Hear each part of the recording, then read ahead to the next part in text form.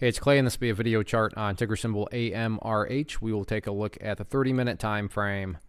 Real quick, what do I mean by 30-minute in case maybe you're new to charts? Instead of each one of these candlesticks here representing 1 day's worth of price action, which is what you would normally see, each one represents 30 minutes. So while this here may look like several days worth of time, it's actually today's price action broken down into 30-minute time slices. I like to this time frame. I think it's a good job of telling the quote-unquote story of the price, and then makes mapping out where levels of support and resistance a bit easier to see. Did this analysis on Monday, so that is where the red and green line annotations are coming from. But after today's price movement, some updates need to be done. First, I'm going to do some house cleaning, just get rid of these lines up there. Sure, those levels pertain, they're just not really relevant right now.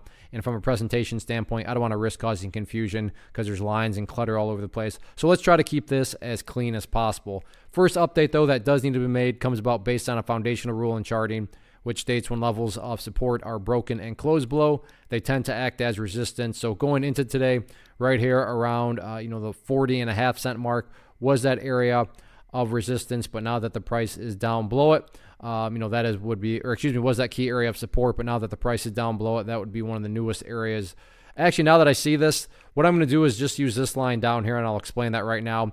This purple line right here, the 50-period simple moving average, has been a thorn in the side of the chart for quite a while. I mean, you go back here and you'll kind of get the moral of the story. A whole bunch of times the price has struggled to get any sort of momentum past that. And because it's a moving average, that line is going to continue to move further and further downwards, meaning early tomorrow, probably for sure by noon, that purple line is going to cross down below that red line and therefore take higher priority. So because that's going to happen, I'm just going to use this red line for more so a near-term level of resistance, which sits right there at 37 cents. So in the very near term, 37 cents is going to be that initial level to keep an eye on. If the price can push up through 37 cents, then keep an eye on that purple line there, the 50-period moving average. Again, right now valued at 41 cents. However, that is a moving average, so that value is going to move and change as Wednesday plays out. Now, what about levels of support? In order to best do this, we need to kind of scrunch up the chart here so you get a little bit more context. And the key area of support now going forward, I think might be where the price bounced off of today. Right here at 35 cents. If you go back to the history of things, you can see 35 did a great job of acting as support there on the pullback.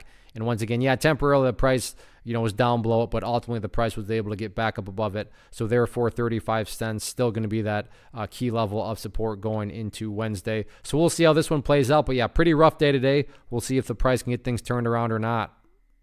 One of the biggest questions that I get is, hey Clay, how do you find the stocks that you trade? So what I've done is put together a free resource guide where I talk about the tools that I use to locate stocks that I find interesting and think may have potential. So if that sounds like something that could add value to you as a trader, then click on the image that is up on the screen right now and I will email you the guide. The guide itself is very short and to the point, and best part, it's completely free. Thanks for watching the video. Let me know if you have any questions.